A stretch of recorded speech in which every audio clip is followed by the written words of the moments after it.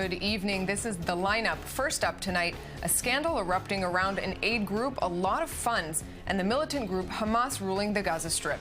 Israel's internal security service, the Shin Bet, says Hamas infiltrated the civilian aid group World Vision and then moved tens of millions of dollars into its military wing. Part of that story, the arrest of Mohammed al-Halabi, the director of the aid group's Gaza branch. Defense correspondent Anna Ehrenheim brings us more on the allegations funneling money to Hamas. A series of allegations have been leveled by Israeli authorities against a well-known Christian charity, World Vision, operating in the Gaza Strip. The head of the NGO in Gaza, Mohammed al-Halabi, stands accused of funneling $7.2 million a year from the international charity organization to Hamas. I want to speak to you today about the terror organization Hamas, which has been stealing your money to advance their terror agenda. This time, the line has been crossed.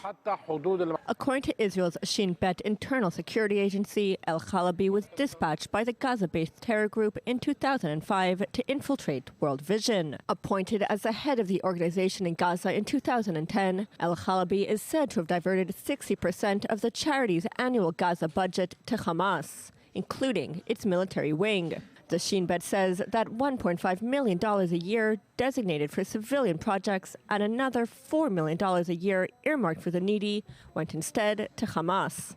Millions of dollars were stolen. This money was intended for construction projects, financial aid, and even food donations for Gazans in need. Hamas stole this money and passed it to its military wing to build bases, provide salary bonuses, and dig the tunnels of death that have brought destruction upon you and the Gaza Strip. According to Israel, al-Halabi even diverted humanitarian aid during the 2014 war between Israel and Hamas, redirecting food packages to Hamas militants, including those fighting in tunnels. Al-Halabi was arrested at the Erez crossing on June 15th and revealed during the investigation that he has been a Hamas member since his youth, undergoing both organizational and military training by the terror group. The Shin Bet also says that al-Halabi implicated his father, Khalil al-Halabi, as a Hamas member. Khalil al-Halabi recently retired from his post as a UNWRA chief area officer in the northern Gaza Strip. But according to a UN website, as of March 2016, he still serves as a UNWRA consultant. UNWRA have yet to officially respond. The UN body did say it is looking into the allegations and are awaiting direct evidence. World Vision, meanwhile, released a statement saying, "Based on the information available to us at this time, we have no reason to believe that the allegations are true. We will carefully review any evidence presented to us and will take appropriate actions based on that evidence. We continue to call for a fair legal process." World Vision is a U.S.-based organization and one of the largest charity and humanitarian aid groups in the world. It works in conjunction with the United Nations and has worked in Israel and the Palestinian territories since 1975. Former Mossad operative Gad Shimron joining me now. Good evening. Good evening. First of all, if we're to look at the money going to Hamas, we know that Hamas rules the Gaza Strip, that they're effectively in control of every dollar that goes in and out. So we shouldn't be too surprised by that, but rather by where the money is going. You know, the annual budget of Hamas government in Gaza is something like around $800 million a year.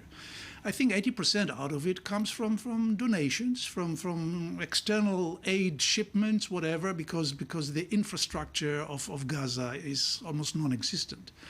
I think it's obvious that in such sort of government, where Hamas is controlling very closely the whole population, and it has to support its officials, policemen, judges, whatever, where does the money come from? I mean, it doesn't come from taxes they put on cigarettes sold in. I mean, they do it as well, but that's not enough. So what do? They take, they put their hand into this big pot of donations, including what we call humanitarian aid. This issue of massive donations being made, like we saw after the 2014 war between Israel and Hamas, and where the money goes, it always comes up. In your experience in the Mossad with aid groups, you were fairly exposed to their operations. Just how tough is it to track where the money starts and where it ends? I don't know specifically about Gaza, but I used to work in Africa in the early 80s at the time of the Great Famine, if you remember. when the world was donating money through rock concerts. We are the world, we are the people, if you remember. And everybody was talking about helping the refugees. I was there with the Mossad team when we rescued the Ethiopian Jews out of the terrible refugee camps in Sudan. And really, from first-hand experience, I know that if from each dollar donated by a good, willing citizen somewhere in Wisconsin, if 5 cents at the end land in the pocket of a needy refugee, that's a miracle. There are very deep pockets all the way. So stay with us. I want to get to another issue of controversy, this one more around Israel. Back in